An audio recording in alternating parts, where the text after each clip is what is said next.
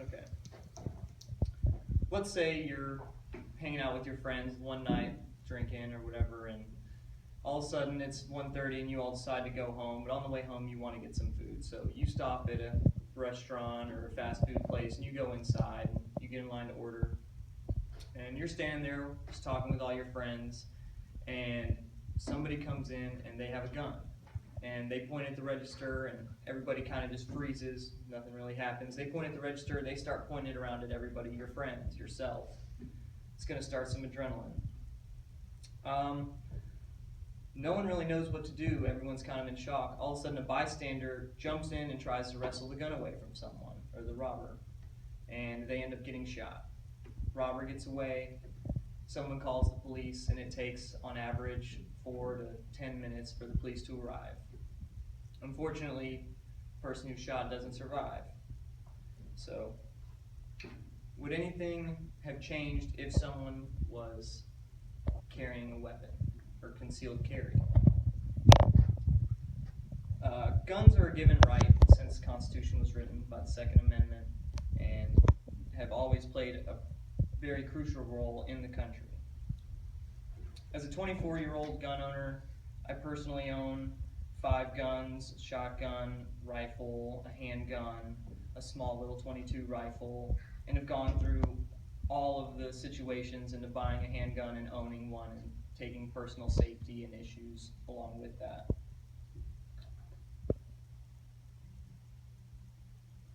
People all over the country need these weapons. Not necessarily everyone, though. It all started in 1776 when the Founding Fathers were writing the Declaration of Independence and the Constitution. Back then, they started setting up these rules for basic safety, and they needed these tools to protect their families from any kind of harm. Animals, you're living in the wilderness almost, and it was more of a safety aspect more than thought of as a personal privilege or a toy. And in many ways, the country has changed over hundreds of years, and in many ways, it has still remained the same. According to Christopher Ingram in the Congressional Research Service, in 2009, there were an estimated 310 million guns in the U.S. That's one gun for every person in the country. However, according to some rules of thumb, about 1% of them are broken or lost, and so the numbers are accurately around 290 million. With that being said, you can expect that 1 out of every 5 people owns some type of firearm. Most, if not all, of these people who own a firearm use them for personal safety or recreational use. Guns provide a personal service to all those who own them. Some gun owners never expect to use them against another person and never really want to.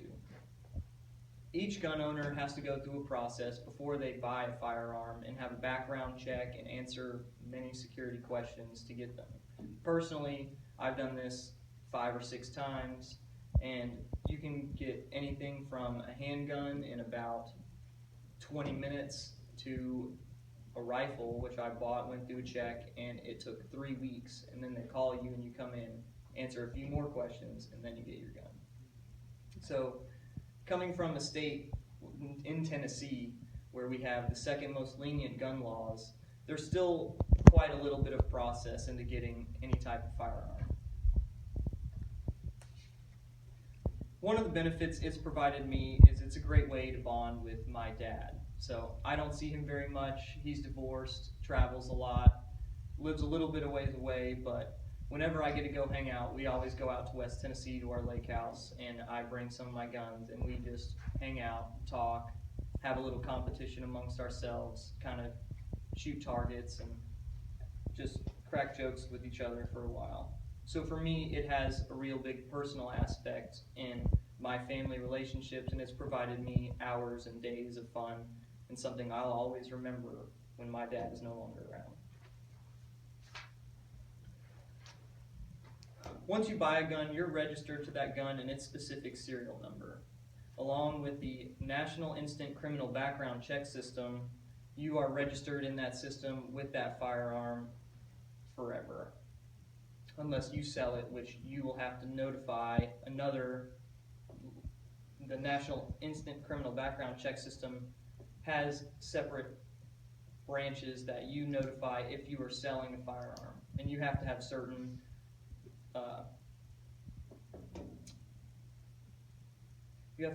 like certificates and training to sell firearms.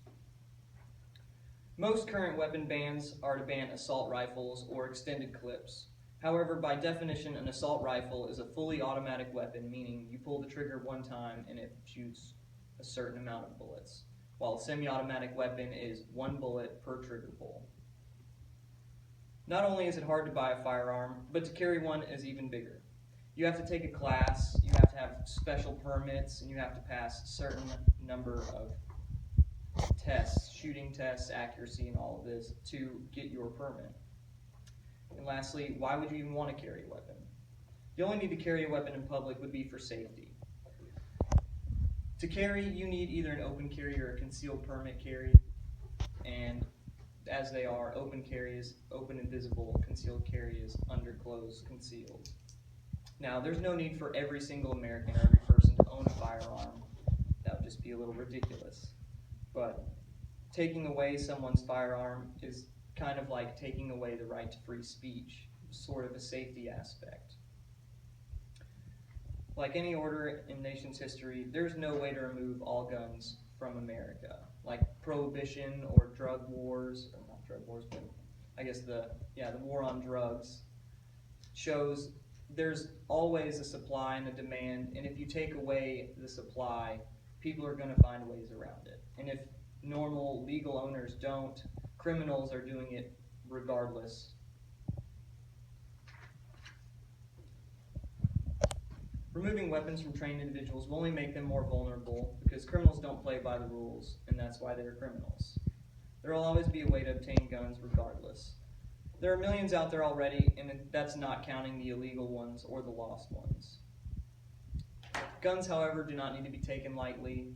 As a personal owner, you take every precaution and safety to know you separate them from their ammo, clips stay out of them, you never leave them in the same box, so you separate everything, so no mistakes can be made. And many issues arise out of poor maintenance or improper gun use. In conclusion, guns are a huge part of American history. They provide many services from stress relief, family bonding, or pure protection. If you want to own one, you must go through several background checks that can take from 15 minutes to a week's, and depending on the weapon you like to buy.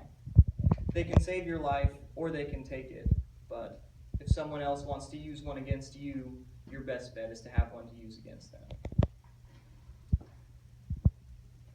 Giving this ability to own guns should always be taken with great respect and responsibility because mistakes from these things can cost someone their life.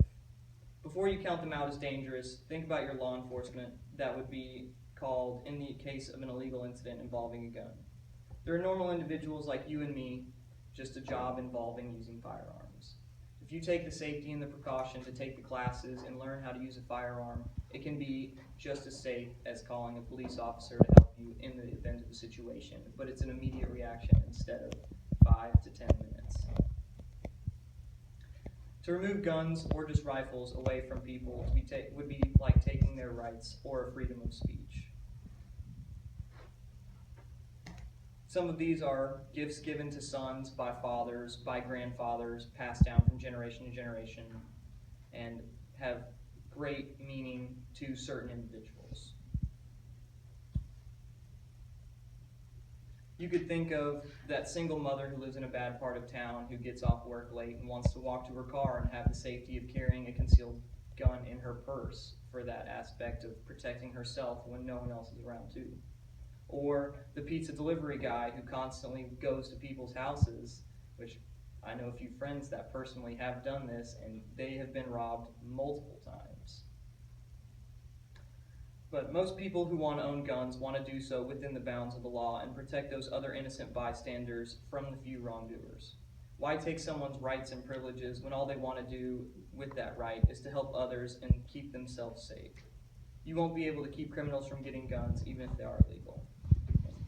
It's always better to have something and not need it than to need something and not have it.